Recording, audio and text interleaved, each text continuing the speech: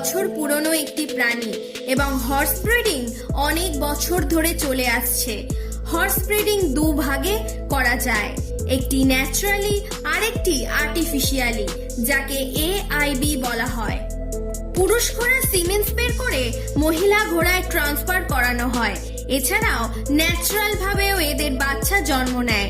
তবে আর্টিফিশিয়ালি আপনি আপনার মন মতো বাচ্চা জন্মদান প্রয়োগ সম্পন্ন করতে পারেন।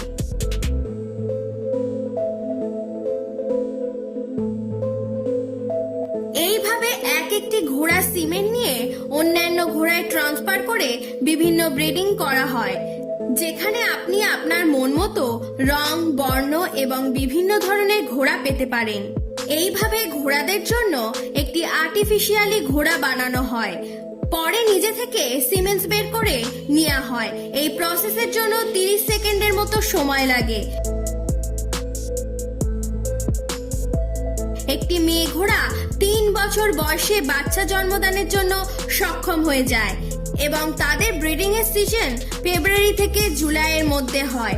11 মাস পর্যন্ত স্ত্রী ঘোড়া তার বাচ্চাকে তার পেটের মধ্যেই রাখে এবং বাচ্চা দানের 10 থেকে 20 দিন পরেই এরা পুনরায় বাচ্চা জন্মদান করার জন্য প্রস্তুত হয়ে যায় এবং এইভাবেই 15 থেকে 16 বছর পর্যন্ত তারা বাচ্চা জন্ম দিতে সক্ষম হয়।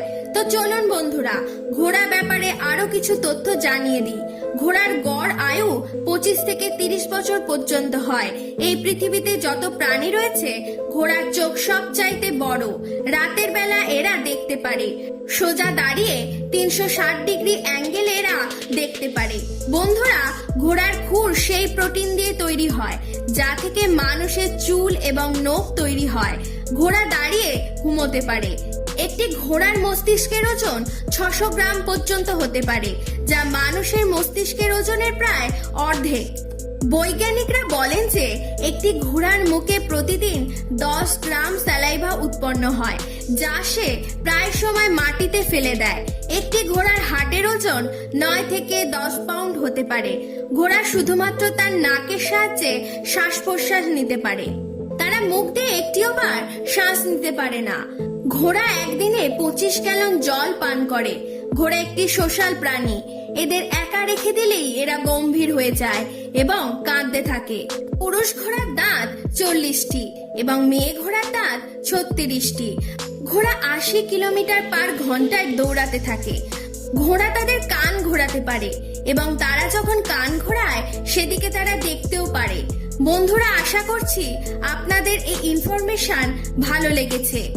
এইরকম ইনফরমেটিভ ভিডিও দেখার জন্য আমাদের চ্যানেলটি সাবস্ক্রাইব করে নিন আর কমেন্টে অবশ্যই লিখে জানান ভিডিওটি কেমন লাগলো। তো বন্ধুরা, দেখা হবে পরের ভিডিওতে। ভালো থাকবেন। ধন্যবাদ।